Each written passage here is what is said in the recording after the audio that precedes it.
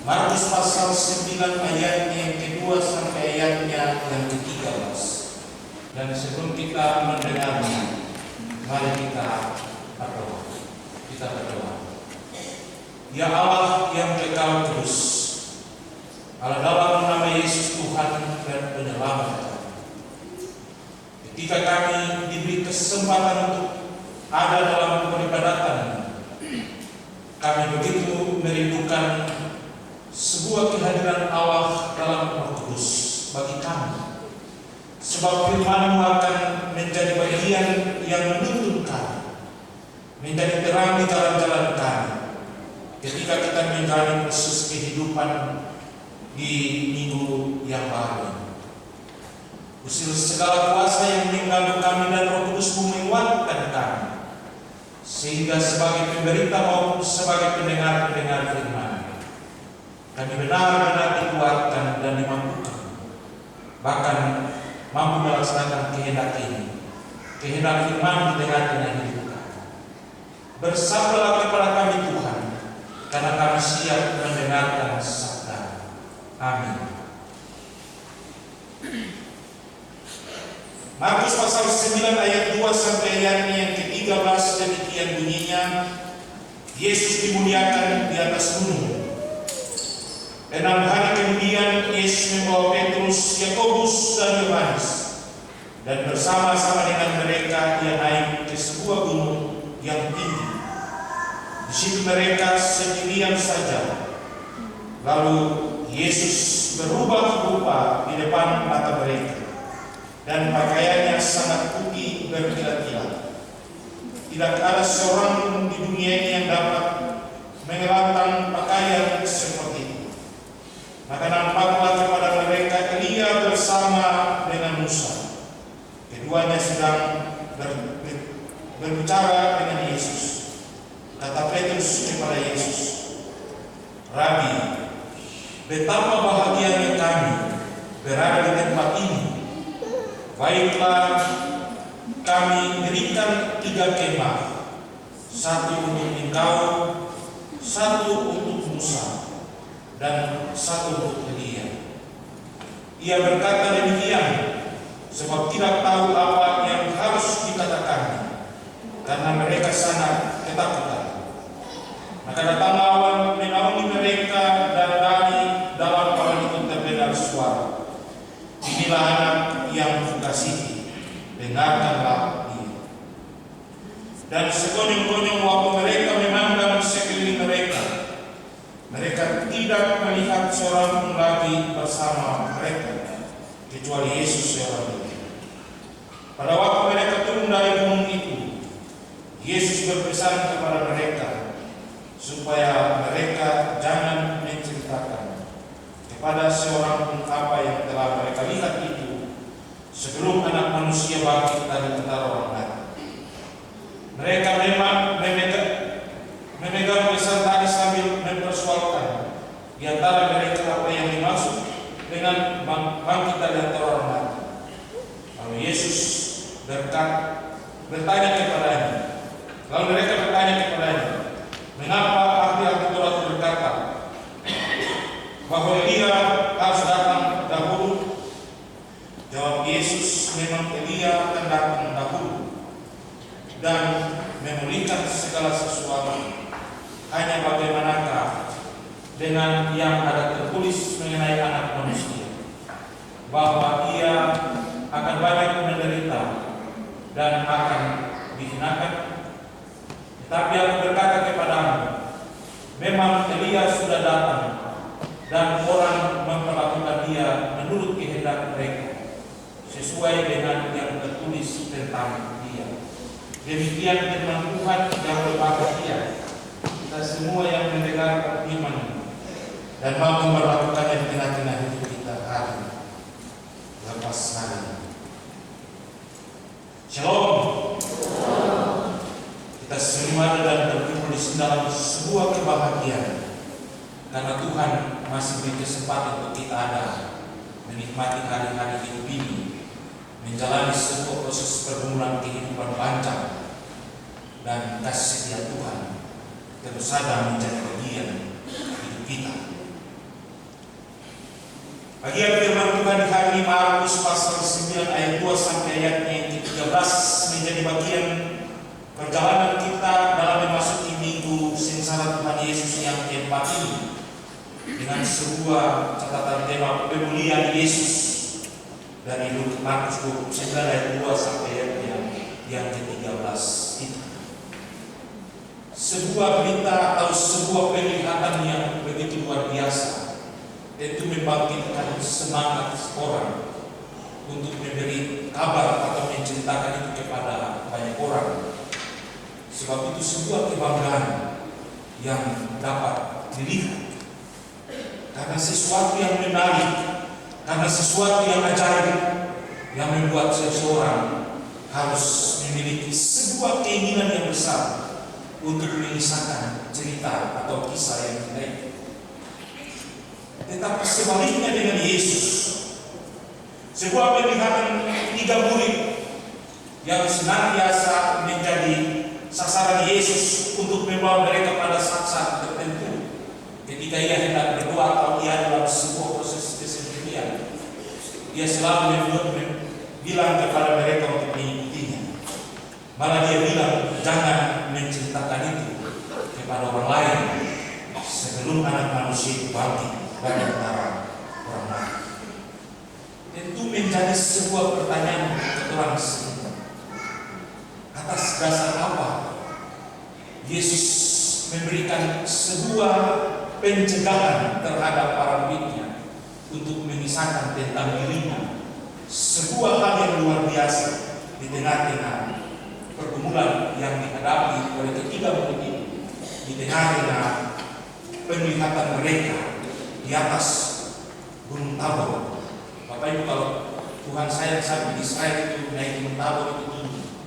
Kita dengan kendaraan kita bikin bentuk SS ini sampai di atas, kalau kita putar-putar sampai di puncak gunung kita naik, kita bisa melihat semua tempat yang begitu luar biasa. Di atas Gunung Tabor itulah Yesus naik dan berdoa.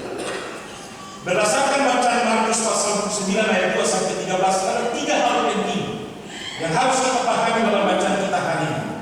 Yang pertama ayat 2 sampai ayatnya yang ke-6, di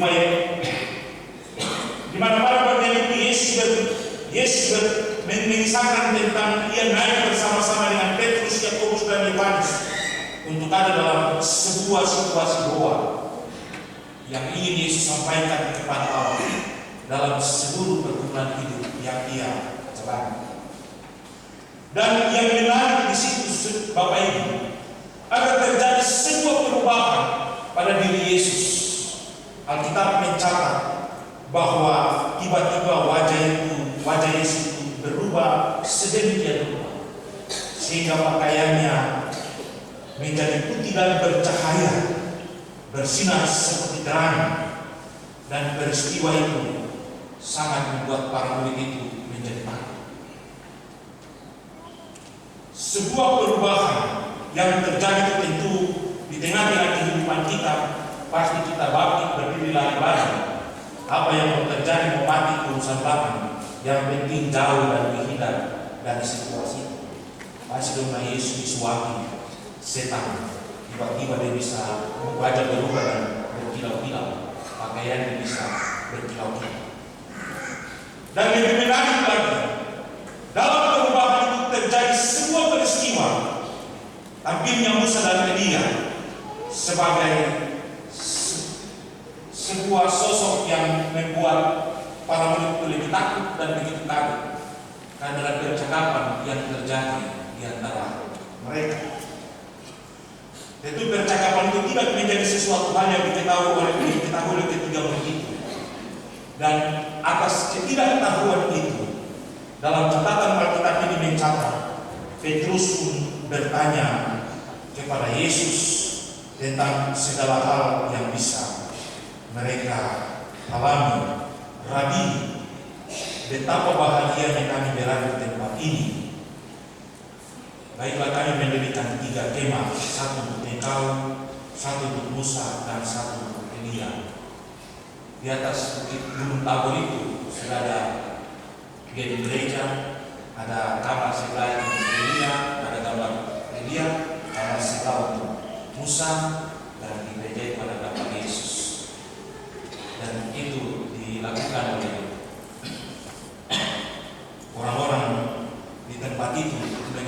peristiwa tentang percakapan Yesus. Tentu Bapak Ibu, proses perubahan wajah Yesus dan pakaiannya yang menyala-nyala mengindikasikan sebuah situasi yang membuat Yesus ada pada sebuah posisi yang begitu luar biasa. Sebuah perubahan itu membuat Yesus berada pada sebuah situasi yang pantas untuk dipandang sebagai sesuatu yang begitu penuh dengan kebahagiaan. Dan itu benar-benar dipandang oleh ketiga para murid itu. Sehingga pertanyaan dan pernyataan Petrus untuk mendirikan kemah itu mengandung sebuah kebahagiaan karena perubahan yang terjadi pada Yesus. Tapi sesungguhnya kita harus bertanya, apa maksud dari perubahan dan pakaian Yesus yang dinyala-nyala itu? Itu catatan Alkitab mencatat bahwa itu ada pada sebuah proses memuliakan Yesus dalam sebuah tanggung jawab. Sehingga dalam bagian ini ayat 9 sampai ayat yang ke-10 dari bagian yang kedua dari bacaan ini mengisahkan tentang pasca peristiwa perubahan wujud Yesus.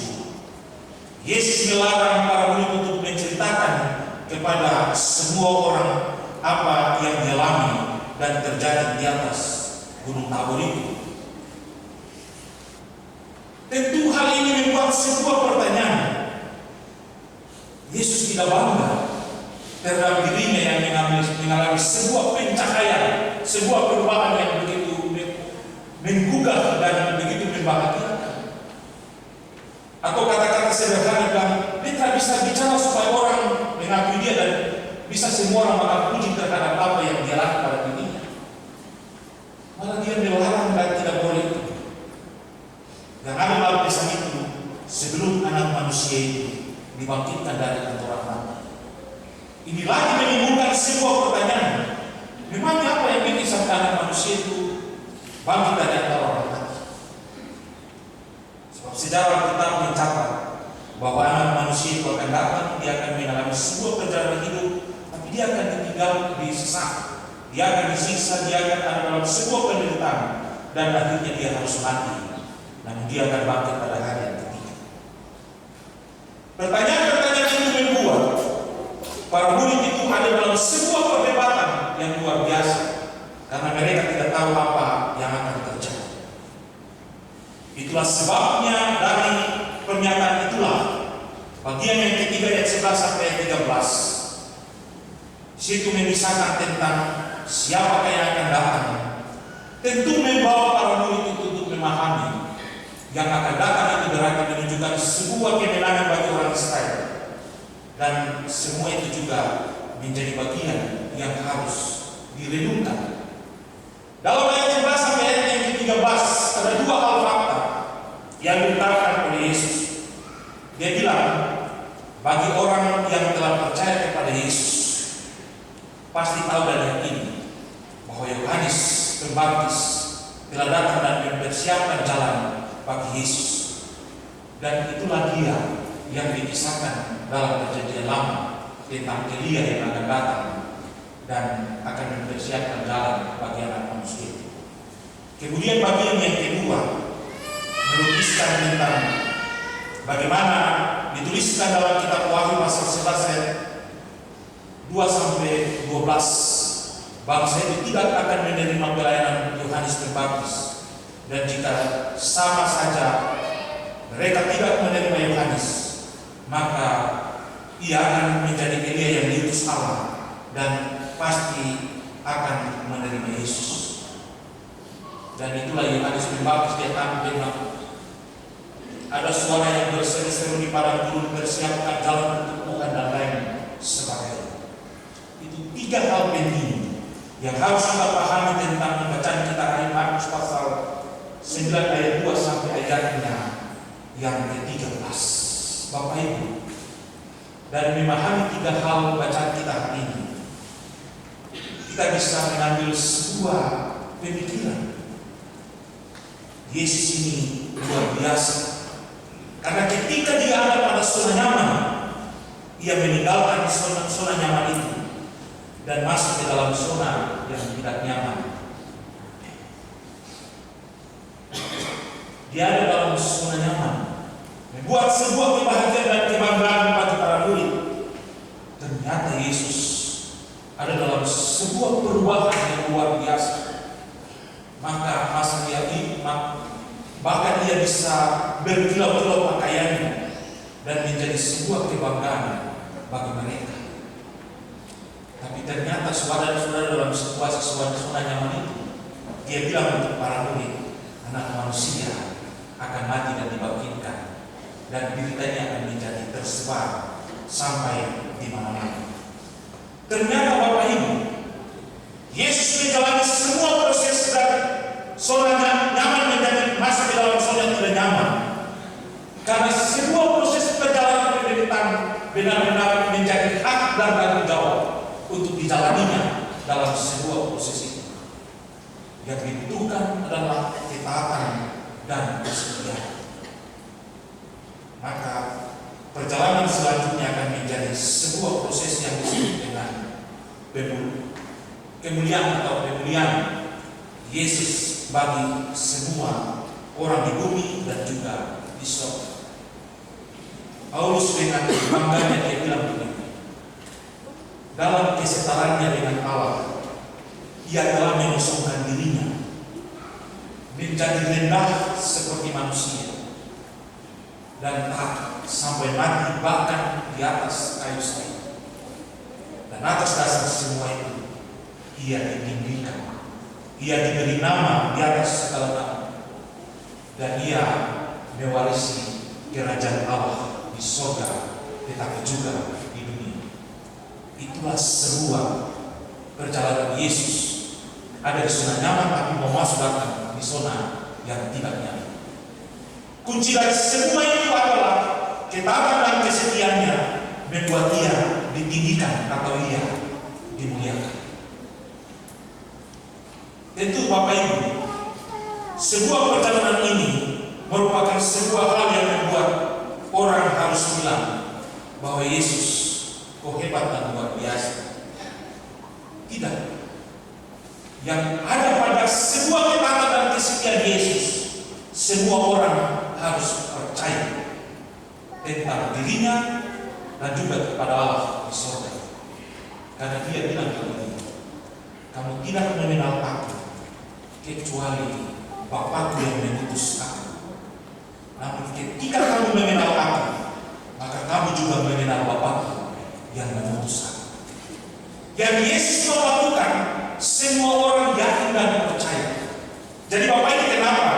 Ketika sesuatu terjadi, ada awan yang datang menyelimuti mereka dan ada suara bilang, inilah anak yang kukasihi. Sebuah proses perjalanan Yesus dalam situasi yang nyaman dan tidak nyaman, semua itu untuk memberikan sebuah jalan kemuliaan bagi manusia. Sehingga pernyataan inilah anak yang kukasihi melukiskan bahwa setiap manusia yang percaya harus menunjukkan keyakinan dan kepercayaan kepada Yesus. Karena Yesus sendiri dengan beraninya dia bilang, siapa yang datang kepada Bapa kalau tidak melalui aku, siapa bodoh. Kecuali saya yang bisa membuat kamu datang kepada Bapa. Sehingga Yesus dari zona nyaman masuk ke tidak nyaman, supaya jalan terbuka manusia menjadi sebuah kehidupan yang dapat dimuliakan, menjadi perjalanan hidup manusia. Ketika kita mengalami sebuah keyakinan itu, maka bacaan kita hari ini, ketika kita masuk pada minggu sengsara Tuhan Yesus, firman Tuhan ini mau bilang untuk kita telah diberi kesempatan untuk dimuliakan oleh Allah. Ketika kita ada di dunia, bagaimana kita memainkan peran kita supaya jalan keselamatan kemuliaan ini menjadi bagian hidup kita. Jangan kita baikkan sebuah sikap dan tindakan kita membuat jalan itu menjadi bagian yang tidak benar. Jadi ketika Yesus bilang, sabar dulu, pulang diam-diam saja, jangan cerita-cerita. Nanti kalau anak manusia itu dibangkitkan, baru kamu cerita. Dan itu benar-benar dibuktikan. Ketika anak manusia itu dibangkitkan dari antara orang mati, dan ketika Kematiannya terjadi sebuah hal yang luar biasa, sehingga orang yang tak percaya memang betul dia anak Allah, sebuah pengakuan tentang Yesus anak Allah. Baru kebangkitannya, terus Injil itu diberitakan sampai hari ini. Potong semua senang-senang dan menikmati anugerah kasih setia. Itulah sebabnya Bapak Ibu, penderitaan Yesus bukanlah sebuah penderitaan yang tidak biasa, tapi penderitaan yang luar biasa. Bukan keinginannya, bukan kemaluannya untuk ada dalam sebuah proses itu, tapi itu sebuah jalan yang telah ditentukan oleh Allah dalam sebuah perjalanan hidup yang harus dia jalani. Tentu kita akan dengan dunia ini, kita telah mendapatkan kasih karunia Allah atas dasar penderitaan, kematian, dan kebangkitan Kristus. Tapi kita ada di dunia dan kita tetap ada dalam sebuah proses penderitaan yang kita jalani. Yesus telah membuktikan ketaatan dan kesetiaannya yang menantang orang semua.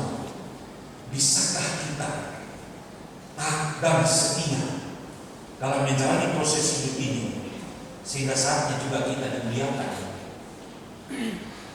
Semua janji-janji Yesus telah menjadi bagian hidup kita. Kelak kamu datang, aku akan membela kamu, dan aku akan menyucikan kamu.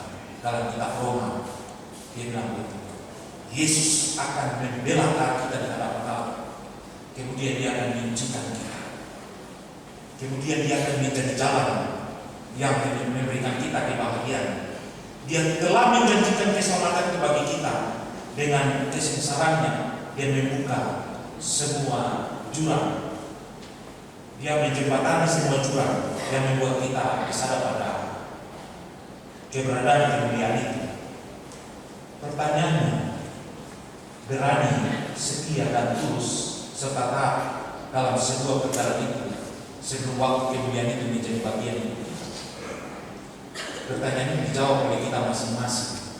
Tidak mungkin saya kata usah, kamu harus menunjukkan bahwa setia itu harus begitu. Kita sendiri yang mengambil sebuah keputusan. Kalau maka apa yang harus kita buat? Kalau masih setia, apa yang kita jalani? Sehingga kita benar-benar ada di tengah-tengah kehidupan yang nyaman bersama Tuhan.